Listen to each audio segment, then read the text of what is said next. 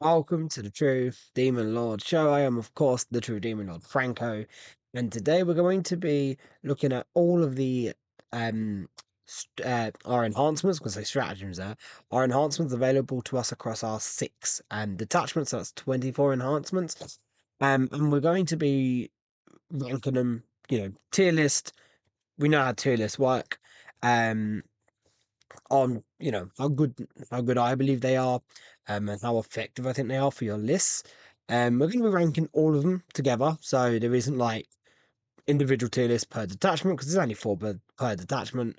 So we're going to rank them all together. And like I said, this is off my personal opinion, but this may differ to yours. So if it does, let me know. But this is hopefully just to try and kind of show you where I think the power lies in all of our enhancements, because I do think we've got some very, very good enhancements. We've also got some meh enhancements as well, but we've got some very, very good enhancements. So before we do get into the rest of the video, if you like what we do here on the True Demon Lord Show, then consider giving us a like and subscribe. It's massively appreciated and helps the channel out massively. And then if you really like what we do here and you want to further contribute, get some extra, more tactical content, then consider becoming a true Denizen member here on YouTube. So, um, obviously, we have five tiers as we usually do. Your standard S, A, B, C, D, nothing too fancy or special. S being, the best, D being meh, like the worst, I guess. Um, and I guess we are just going to rank them, I'm just going to talk about them, my opinions on them, and then rank them standard, what you expect to see on a tier list, right? So we are going to start in Demonic Incursion, the first attachment, the standard demon detachment. It's really your monster mash detachment, your RP Downy detachment. And first up, we have Endless Gift, which I do think we're probably starting off with probably the best enhancement out of the 24. Definitely one of them. So it's going in S tier. Endless Gift is amazing. It gives you a 5 up for no pain. It is only for Nurgle models, but if the bearer is within the Shadow of Chaos, your Shadow of Chaos specifically, they get a 4 up for no pain. So this is just auto take on a ground clean one. It was at 30 points for a long time and did recently got to 45 points. But because the ground clean one got better as well, it's still incredibly viable. For 295 points, you're getting a T13 model with 20 wounds, a 4 up in one, and a 4 up for no pain. Not to mention, the toughness debuff ability where you reduce the toughness on an enemy unit by 1, and then 6 strength 10 minus 2d6 plus 1 damage attacks with lethal hits, in addition to either the little bile blade or the flail if you want to give him a short range shooting attack, plus his d6 plus 3 strength 5 minus 2 1 damage flamer. He's just really solid, and he gives you just a really good um, primary holding unit, right? You push him to the middle, um, and a lot of your opponents don't want to have to deal with him, because he's just a real pain in the butt to deal with. Like at T13, because of his +1 toughness aura for Nurgle units that he does benefit from. He's now really hard to deal with. Like last cannons are winning him on 5s, so yeah, he's just really, really annoying with the 4 up in 1 4 up for no pain. And this gift is insanely good. Of course, on the ground clean one, you're never taking this at 45 points on a Potspringer, or a Scrivener, or a Bile Piper. Never. Always on the ground clean one. Next we have Argath King of Blades, which is the Corn enhancement from Demonic Incursion, and that gives the bearer +1 strength and +1 attack to their melee weapons. But if they're in the Shadow of Chaos, they get +2 strength, +2 attacks. I'm going to put this in A tier because it does make a Bloodthirster a lot better. It gives him 9 attacks, strength 18, so now he'll be wounding uh, T9 on 2s. And if you've got a ground clean one, reducing toughness 10 to T9, now he's winning out on 2s with 9 attacks, strength 16 minus 4d6 plus 2 damage. It'll give him 16 sweep attacks, strength 12, which is pretty handy as well. Um, Failing that, I actually don't hate it on a winged Demon Prince of Corn either, because that will give him 7 attacks at strength 11, strength 11 minus 2 3 damage, or strength 8 attacks at strength 12 minus 2 3 damage if he's in the Shadow of Chaos, which of course, unlike the Bloodthirster, he doesn't automatically have that on, but you can get him in the shadows fairly easy. He can get extra 3 attacks, once per game. You can give him sustained hits, lethal or precision, and it just makes him a mini bloodthirster, right? For 200 and was it 210 points or 200 points? I actually think it's 200 points. It's pretty good. It's not too bad. Yeah, I think because it makes the wing prints actually pretty good, the corn wing prints pretty good, and it does up the efficiency of the bloodthirster. I do think it probably sits about 80. Um, it's not awful on a Renmaster either, and it could go on a Skullmaster if you really wanted to take a Skullmaster in Blood Crushers. Again, it's not bad on a Bloodmaster either, but I think Renmasters are a good option for it. Demon Princes are a fantastic option for it, and of course the Bloodthirster really likes it as well.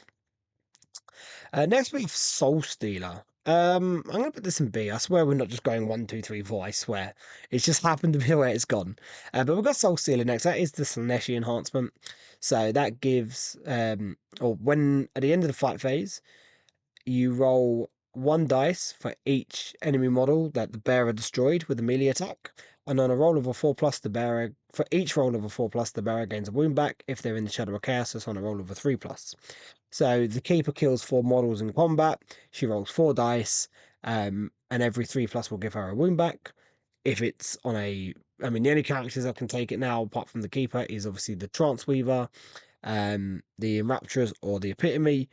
You may be taking a Trance Weaver, but I doubt you're taking this on her. I just don't see the point. You're never taking an Epitome or a Enrapturous in Incursion.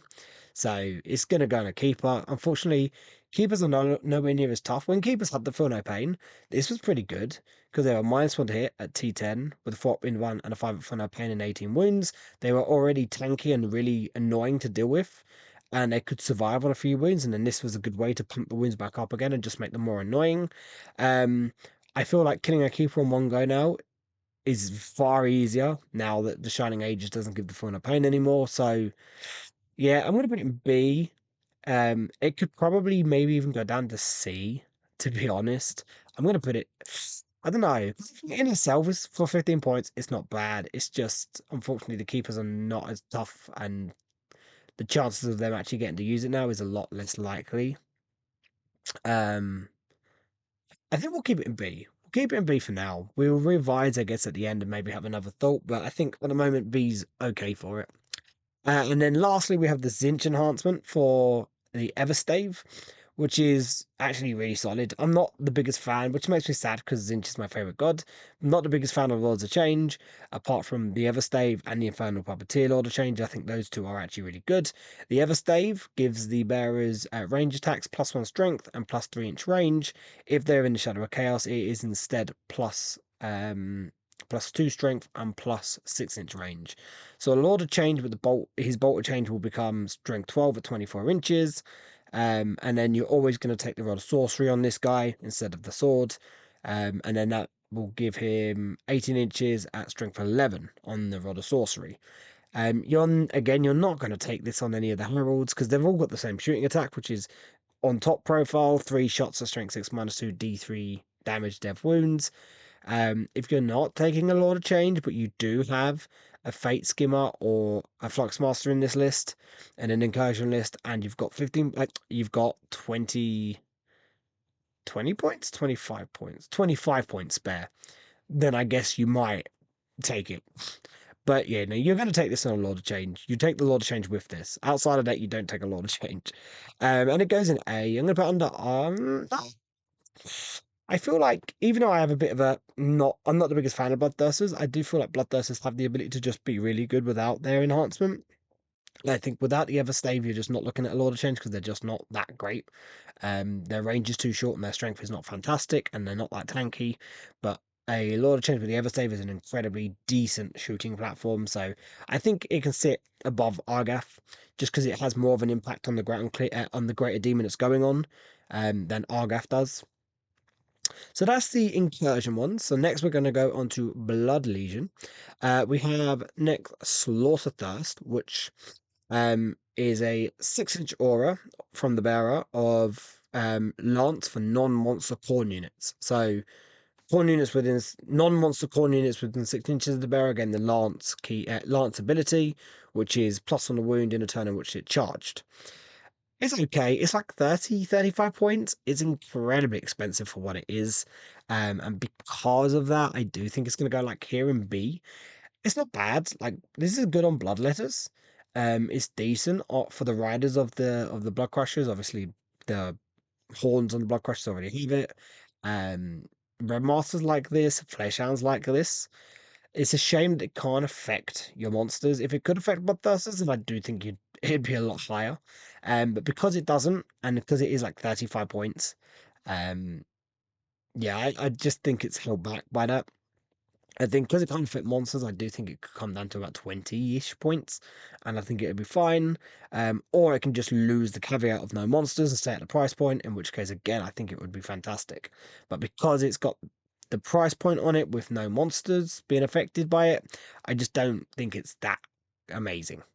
But it's okay. You can still take it, and it will still be effective. It's just a bit too pricey for what it does. Next, we have Fury's Cage. Furious Cage, I believe it can only be taken on a monster. It can only be taken on a monster. In the fight phase, when the bearer is selected to attack, you can choose for the bearer to take D3 plus 1 mortal wounds, and then for the rest of the fight phase, the bearer can reroll hit rolls and wound rolls in combat. That's really, really good. I do think it is probably. I think it's better than Argath. Because Bloodthirster with 7 attacks re-rolling, Bloodthirsters are very known for rolling ones. So because of that, I think this just helps the efficiency of the Bloodthirster massively. And it means they can go into those, T, high toughness targets, things like Land Raiders and Land Fortresses, Knights, other greater demons, and actually have good chances of just womping it. Um, so I do think if you're taking the Bloodthirster in Blood Legion, I do think Furious Cage is auto take. Is it better than the Everstave? I don't know. I'm gonna put it just under the Everstave for now. Again, that's one I might come back and have a look at, but I'm gonna put it there for now. I do think it is better than the Argath because while Argath gives you the extra attacks and strength, Furious Cage given the rerolls is just gives you more efficiency. Overall, I think. Next, we have Brazen Maw. It gives the bearer's unit +2 to charge. That's really good. It gives your Bloodthirster a +2 charge, or a Demon Prince. It means they can drop out of reserve and charge 7 inches. If it's on a Bloodmaster who leads Bloodletters, or a Skullmaster who leads the Blood Crushers, that means their unit is now +3 to charge because they have an instrument which give them an innate +1 to charge. So, yeah, it's really good. Ooh, it's gonna go in A. I'm gonna put it there for now. But it's a very good enhancement. I think being able to drop a unit of Blood Crushers, especially now they've gone to a 5 up in one from the 4 up, being able to drop it out of reserve, or even drop it a little bit of distance away from a rapid ingress and then run forward and be able to proc this is pretty good. Same with the Greater Demon. If you want to drop a Greater Demon or a Demon Prince, your opponent might think, oh, it's only a 9 inch. I can risk them with a 9 inch charge, and then you drop this guy in and go, cool, now it's a 7 inch charge. It's pretty nice. And then finally, we have Gateway into Damnation, which probably, as far as names go, has the best name. Gateway into Damnation is an amazing name. It's a cool little um, it's a cool little enhancement. So, Gateway into Damnation, it gives the bearers. I'm probably actually going to put it here. It gives the bearer, or it makes the bearers deadly demise ability happen on a 2+ instead of a 6. So when they die, they blow up. It can only go on a monster, and then if the bearer killed at least one enemy unit during the battle, their deadly demise becomes D3 plus 3 mortal wounds instead of either D6 on the Bloodthirster or D3 on the Demon Prince. It's pretty funny, just yeeting, a Demon Prince into your opponent's lines, killing something small, even using his precision ability to pick out a little character, and then forcing your opponent to either have to run away from him before killing him, or if you have him in a really important spot, your opponent has to just deal with him exploding and doing a fair bit of damage. Um, Even if you've got like a Bloodthirster that's very wounded, like you're not taking this over Fury's Cage, but if it's only like 10 points. And if you have a second Bloodthirster and nothing else to take on, and you've got a enhancement spot spare, I guess you could. I just don't think you're going out your way to take it, to be honest, and having the characters to put it on. So because it can only go on a monster, right? So yeah, I'm going to put it in C just because I just don't think you're going to go out your way to take it.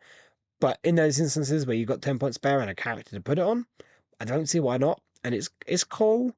Is it amazing? No, you can play around it, but I do just still feel like that's the issue with Blood Legion is you can just play around it. Um, but it's cool and it's a very good name. It's a cool name. Next, we are moving on to Legion of Excess, which is sad because it got a bit punted. But the enhancements all stay the same. And we've got the Fourth Majesty, which is a 6-inch draw off the bearer. Anyone can take it, but it does not affect monsters, and it is a 6-inch draw of +1 to wound. Um, I mean, it's really good. It's great on Fiends, it's great on Demonettes. Um, it was very good for Chariots, but obviously Chariots are not around anymore. They got Legends, which is sad.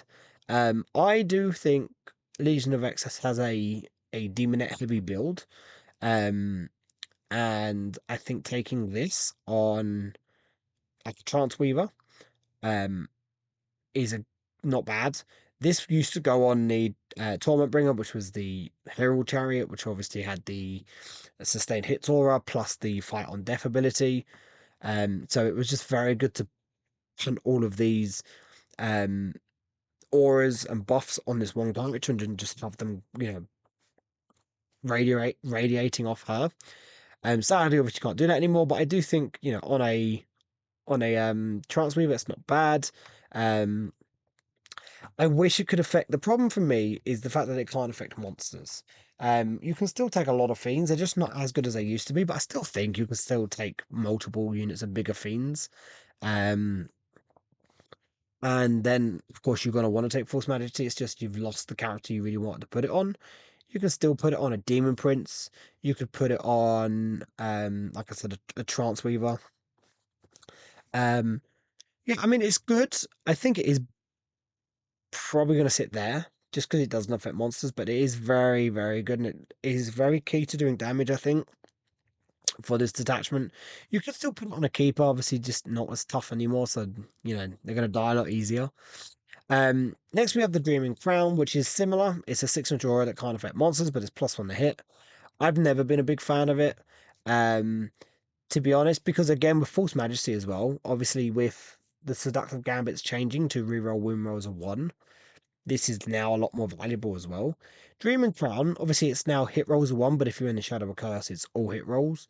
So it's still, if it had just changed to hit rolls of 1, I would say this would be a lot more valuable. Um, I'm going to put it there because I do think it is better than the others. But I think because you can still reroll all hit rolls through being in the Shadow of Curse, which you can get fairly easy in your turn, which is when you're mostly going to be getting gambits anyway. Um, well, it's really where you are going to be getting gambits, apart from maybe the odd heroic intervention in your opponent's turn. I think Dreaming Crown is okay. I just don't think it's that mandatory still. And next we have Avatar Perfection. I'm putting it below Gateway into Damnation. So if it can only be given to a monster, if the bearer is not within 6 inches of any of your other units, you can reroll advanced rolls and charge rolls, and you don't take any negative modifiers to your movement and charge rolls and stuff like that. It's just, like, I feel like a lot of this detachment wants to be teaming up.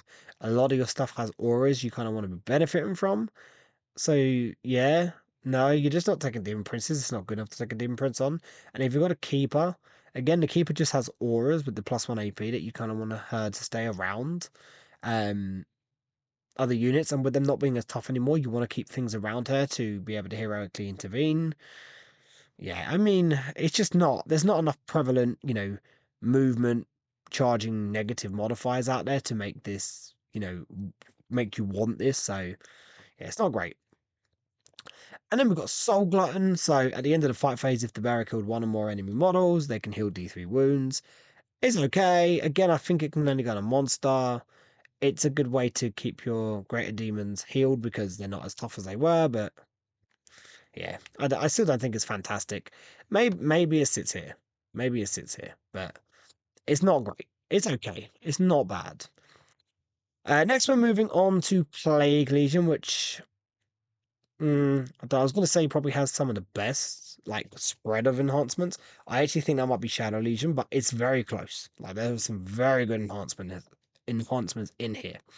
And first up is the Canker Blight, which is an insanely good enhancement for 15 points.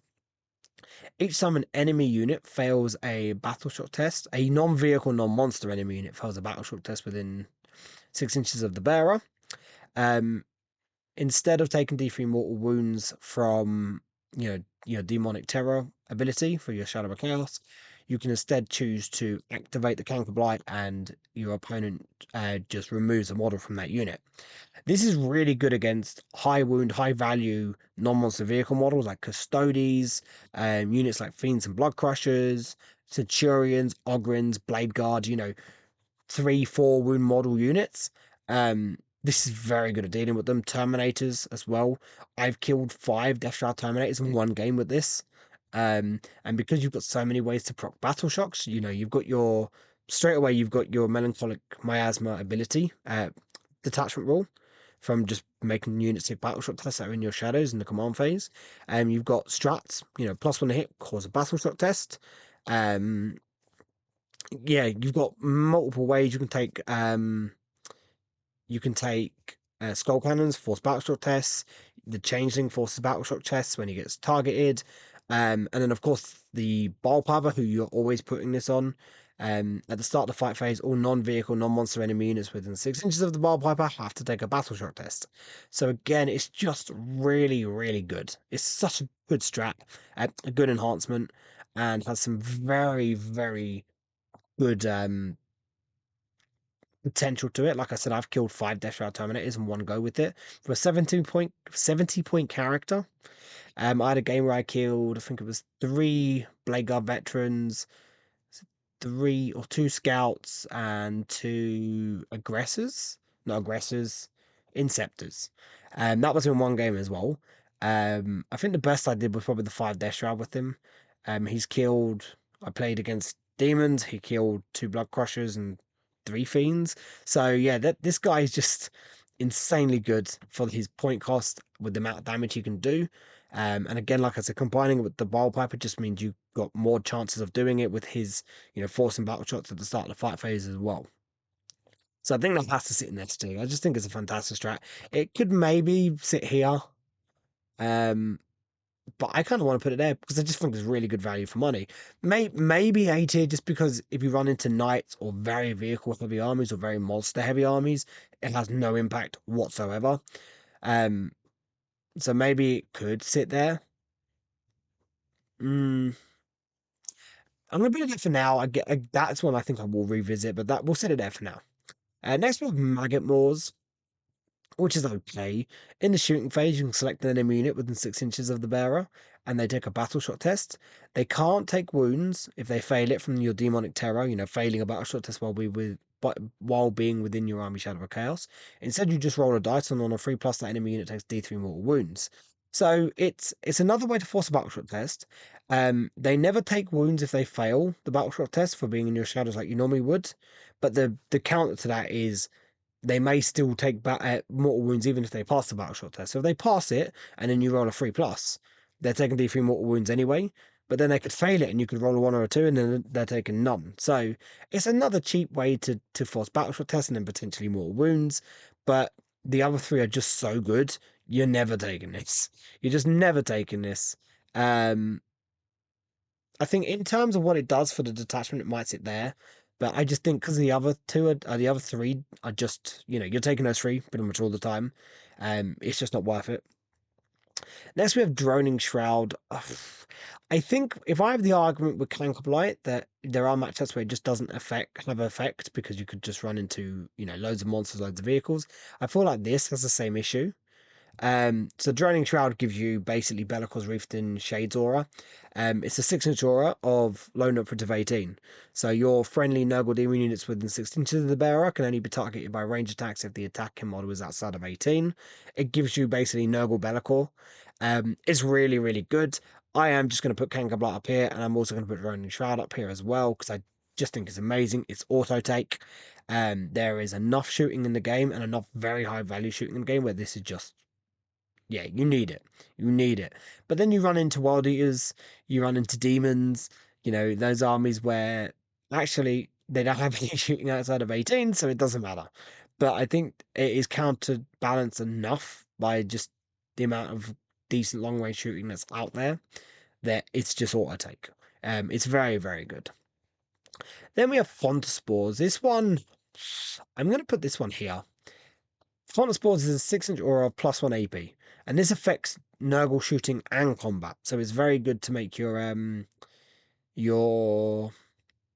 Soul Grinders AP -2 with their shooting on their Flame Bombardment and AP -2 on the Harvester guns. It will make Playbearers -2 in combat, Grand Claymores -3 in combat, -3 in their shooting, Rotigus -4, -3 in combat. Yeah, it's just really, really good. Demon Princes become AP -3 with it as well. It's just, again, it's auto take. And that's why I just think Magnet Wars doesn't get a look in because Clunker Black, Droning Shroud, and Font of Spores are all, in my opinion, auto take. You're always taking them. Droning Shroud could kind of come in and out sometimes, but I just think all three are fantastic. I think Font of Spores is probably, to be honest, I think Font of Spores is actually better than Droning Shroud. I am going to put Droning Shroud there. Um, I love Droning Shroud. I just think it is really, really good. But I don't want to have three noble enhancements in S tier, and I think Font of Spores is actually better than Droning Shroud, so we're going to do it like that. But yeah, Font of Spores is really, really good. Next, we've got Scintillating Legion. So we've got the Inescapable Eye, which at the start of your command phase or during your command phase, if your bearer has one or more flux tokens, you gain a flux token. So obviously flux tokens being, the detachment rule for Scintillating Legion. Each time you spend one, you give your opponent one. And then because to kind of counteract or stop your opponent being able to stockpile them and prevent you from getting them, the standard rule with flux tokens is if your opponent has one or more flux tokens in your command phase, you gain flux token. So this gives you a second one. So now if you have this, every one of your command phases, if your opponent has any flux tokens, you gain 2. So it's a good way to keep your number up while still spending them. A good way to do this is if your opponent doesn't have any. Obviously we've got our um uh reality no delirium unmade, sorry, which is the uppy downy strat, which is you can pick up one of your Zinch units that's not in engagement range of any enemy units, or you can spend a token in addition to the 1 CP and pick up 2 that are and can be in engagement range. This happens at the end of the opponent's fight phase, so right at the end of their turn. So you're giving them a token, and then in your turn you're gaining 2. So that's a nice little combo there. Though I don't know how much value I really see in it. It's good to keep your tokens up, but I think you need to be careful with your tokens anyway. You don't want to have too many in play to give your opponent a really good buff. So I'm going to put it top of B, because it is just good to stockpile them, or give you loads more. But I don't think it's like auto take. Um, Auto take though, Infernal Puppeteer. So, I'm going to put it here. I love Infernal Puppeteer. I'm actually going to put it below font. I love Infernal Puppeteer. No, below font. There we go. So in your shooting phase, when you select the bearer to shoot, which this is always going on a lot of change, you can select one friendly Zinch unit within 9 inches of the bearer. And then you can select one model within that unit and measure all range and line of sight for the bearer's shooting from that model. So the unit doesn't have to be within line of sight of your Lord of Change. So you string out a unit within 9 of the Lord of Change, pick that unit, pick the model at the other end of the line, and then shoot through that model. So that's really, really good. This is why I like this for a Lord of Change because um, the range for the Lord of Change is short. This essentially allows your Lord of Change to just shoot for the entire game and not have to worry about being targeted. Yeah, it's just really, really good. It's very good at getting maximum efficiency or maximum use out of, an important piece like Lord of Change while not having to worry about him being basically printed off the board in return. And I think, again, Infernal Puppeteer Lord of Change is just auto taking Scintillating Legion. I think you just take him instant. Um, Next, we have the Neverblade. I'm going to put it here. I think it is genuinely the best like combat, one of the best combat, enhancements in the game. It gives the bearer +2 strength, +1 attack, +1 AP, and +1 hit with combat weapons. This is great on a Demon Prince, more specifically Demon Prince with wings. So it's given the strength 10, with 7 attacks, with hit or twos with +1 to hit. At strength, yeah, like we said, was it strength 10 -3, 3 damage. You can go to strength 13 and -4 if you use Pyrogenesis, the 2 CP strat with a token. Of course, you got sustained, lethal, or precision because of the Winged Demon Prince, and once per game can get 3 extra attacks.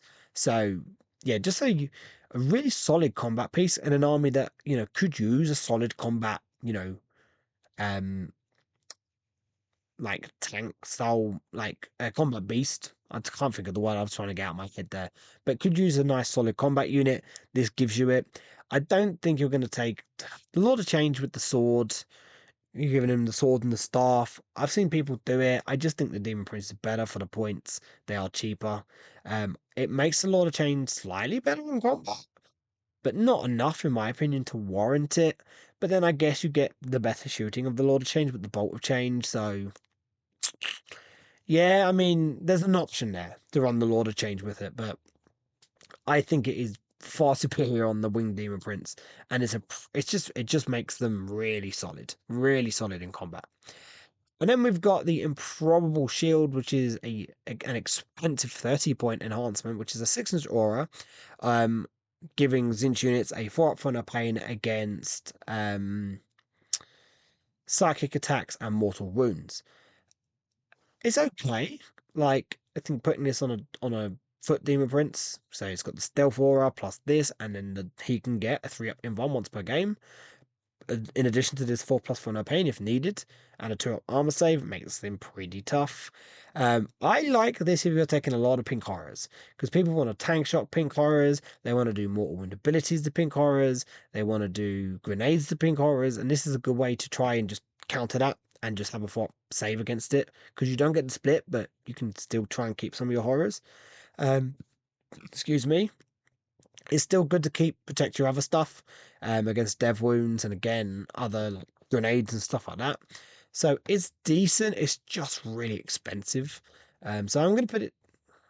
Is it better than False Majesty? I don't think it is, but I do think it's better than Brazen Maw. So I'm gonna put it there. But it is really good. But it is pricey. And then we're going on to Shadow Legion. Last, we've got the Leaping Shadows, which gives the bearers unit a 9-inch scalp. That's really good. It's decent on a Great Unclean one. It's good on Screamers with a Fate Skimmer with Screamers. I do think it is. I mean, it's not bad on a Skullmaster with Blood Crushers. I think it's probably best though, given to a um Dark Commune attached to and a Cursed Cultist squad. I think that's really good. A Lord with a unit of 10 chosen. Don't hate this either. Master Possession with 10 possessed. Not awful either. So there are so many options for this. It's really good. It's really, really good. I'm going to put it second in A because I do just think it's super solid. And it has so many combinations and so many good options to take it on. Take on a Bloodthirster, take on a Keeper of Secrets. There's so many options to take it on. I just think it's very good. You could take it on a Firebrand in a unit of Cultists or a Scrivener in a unit of Plague Bearers. Get some sticky in the mid board early. Be able to scout 9 onto 2 objectives, the middle and your natural expansion. Sticky them both and then run away. Yeah, it's just got so many um uses and so many units that want to use it. And next we have Mantle of Gloom. So Mantle of Gloom is an aura, but not really.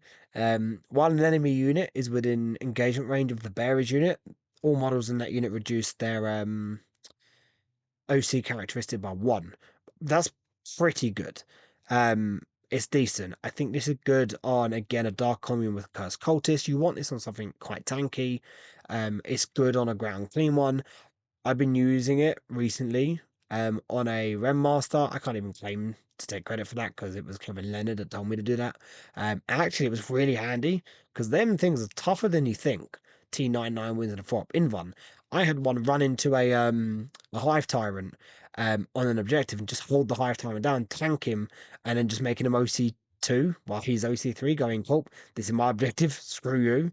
And my opponent thinking they could just kill him, didn't bother to try and help him out, and then realized, oh, this guy's actually tanking me a bit too hard. So yeah, I think Mantle of Gloom is a nice enhancement that I don't think probably gets enough credit as it could, but on the right unit, it's actually pretty decent. Where it goes though, I don't know. I think it goes above them. Um, I mean, these are all aura ones, right? We've got all the auras down here in A. I think I am going to end up adjusting. Um, yeah, I think I'm actually going to bring Brazen more down here. And I'm even thinking of dropping Improbable. No, because I do think Improbable Shield just has really good use because it can affect the monsters. So I think I'll keep it there. False Majesty stays there. I think Mantle of Gloom, just for the way you want to play the detachment, I think is just slightly better than these two. So I think I'm going to leave it there. Next we have the Bonk and Dash, the Fate of Darkness. Um, is there any doubt? It's not better than the Endless Gift. Or is it? It could be. It could be. Them two fight for the top spot, in my opinion. I think they're neck and neck. If I could put them on top of each other, I would.